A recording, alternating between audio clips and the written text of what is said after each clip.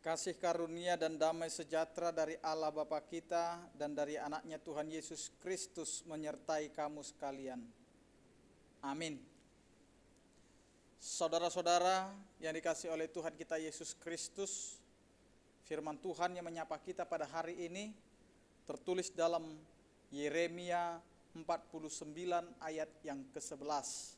Demikian dikatakan, tinggalkanlah anak-anak yatimmu, aku akan menghidupi mereka. Biarlah janda-jandamu menaruh kepercayaan padaku. Demikian firman Tuhan.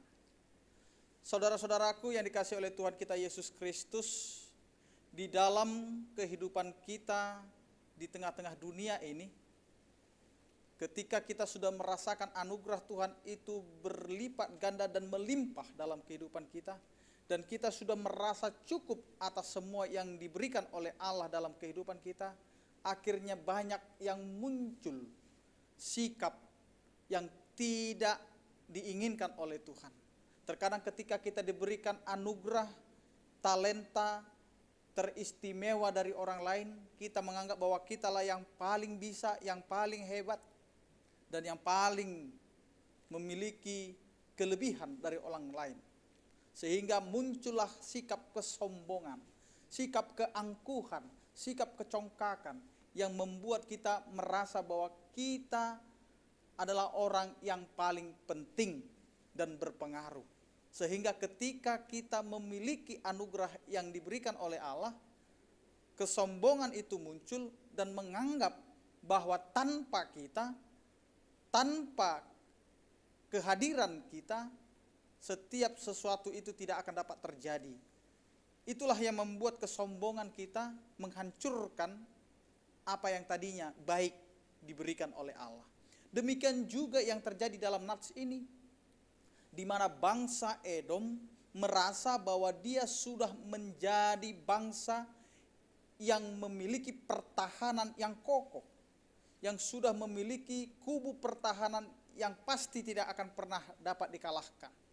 Terlebih ketika mereka mengandalkan perlindungan kepada dewa Milkom, yang pada saat itu menjadi pujaan, sehingga mereka mengatakan tidak akan ada yang dapat mengalahkan. Tetapi mereka tidak ingat ada Allah yang lebih berkuasa atas semuanya. Sehingga inilah yang disebut kesombongan yang membawa kehancuran. Kita tidak sadar bahwa kita ini adalah ciptaan Tuhan. Kita tidak sadar apa yang ada pada kita saat ini adalah milik Tuhan, bukan milik kita. Kekuatan yang ada pada kita saat ini adalah milik Tuhan. Sehingga kita dipakai untuk memuliakan nama Tuhan. Kita dipakai untuk melakukan hal yang baik adalah untuk Tuhan.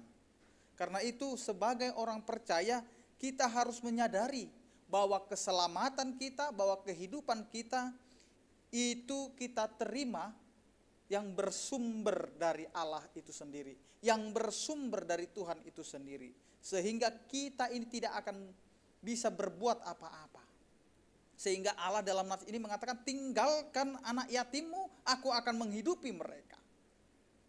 Ini mau mengatakan kepada kita, ketika kita tidak ada pun, Allah akan berkarya, berkuasa atas kehidupan. Tanpa tenaga kita, Tuhan mampu melakukan yang terbaik. Tapi ketika kita dipakai oleh Tuhan, pakailah itu dengan kerendahan hati, pakailah itu dengan ketaatan kepada Tuhan. Karena kita ini tidak ada apa-apanya kalau Tuhan tidak memakai kita. Yang kedua dijelaskan, biarlah janda-jandamu menaruh kepercayaan kepadaku. Ini ingin mengingatkan kita bahwa hidup kita ini harus kita percayakan kepada Tuhan. Sehingga kita diingatkan di dalam kelemahan, di dalam penderitaan, di dalam kesulitan apapun, marilah kita datang kepada Tuhan. Tidak ada yang bisa kita sombongkan. Tidak ada yang bisa kita katakan kepada Tuhan, aku yang lebih hebat. Tidak ada yang bisa kita katakan kepada Tuhan bahwa aku sedang bekerja keras maka aku akan mendapatkan hasilnya. Kekayaan yang kita dapat hari ini, materi yang kita dapat hari ini, kesehatan yang kita dapat hari ini, semuanya itu berasal dari Allah. Demikian juga dengan apa yang terjadi saat ini.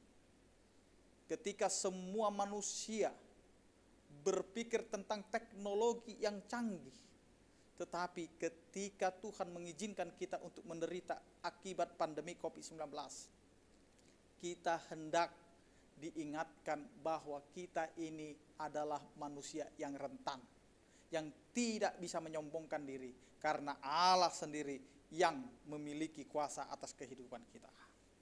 Ingat, saudara-saudaraku, kesehatan, harta benda, kehormatan, bahkan hikmat keselamatan kehidupan kita, semuanya itu milik kepunyaan Tuhan Allah itu sendiri. Bersyukurlah karena anugerahnya sampai saat ini tidak henti-hentinya, sehingga itu mengajak kita untuk mengandalkan Tuhan dan berserah kepadanya setiap hari di dalam doa dan iman, di dalam tingkah laku kita. Lakukanlah sesuai dengan iman kita. Jangan pernah menyombongkan dengan apa yang ada pada kita. Jangan pernah pakai kekayaanmu untuk mengatur orang lain, tapi pakailah apa yang Tuhan berikan untuk kemuliaan bagi nama Tuhan. Amin, kita berdoa. Terima kasih Tuhan atas anugerah-Mu yang mengingatkan kami bahwa kami tidak dapat mengandalkan kekuatan kami, pikiran kami, dan yang ada pada kehidupan kami. Karena semuanya yang ada pada kami ini adalah anugerah-Mu yang Engkau layakkan untuk kami, supaya kami mempergunakannya untuk kemuliaan bagi nama-Mu. Ajari kami Tuhan untuk tidak sombong, angkuh, dan congkak, tetapi ajari kami untuk selalu rendah hati dan memakai kemuliaan nama-Mu untuk setiap kehidupan kami. Terima kasih Tuhan, kami serahkan seluruh jemaat-Mu pada saat ini, di dalam setiap aktivitasnya. Jikalau dalam keadaan sakit, kiranya Engkau Tuhan yang memberikan kesembuhan. Jikalau dalam keadaan kesulitan, kedukaan, kiranya Engkau Tuhan memberikan ketabahan dan juga penghiburan, sehingga kami dapat melakukan setiap aktivitas kami hanya mengandalkan kasih setia-Mu. Terima kasih Tuhan, kami serahkan seluruh kehidupan kami. Anugerah Tuhan kita Yesus Kristus, kasih setia daripada Allah Bapa dan persekutuan Roh Kudus, itulah yang menyertai kamu sekalian. Amin. Salam sehat bagi kita semua. Tuhan Yesus memberkati.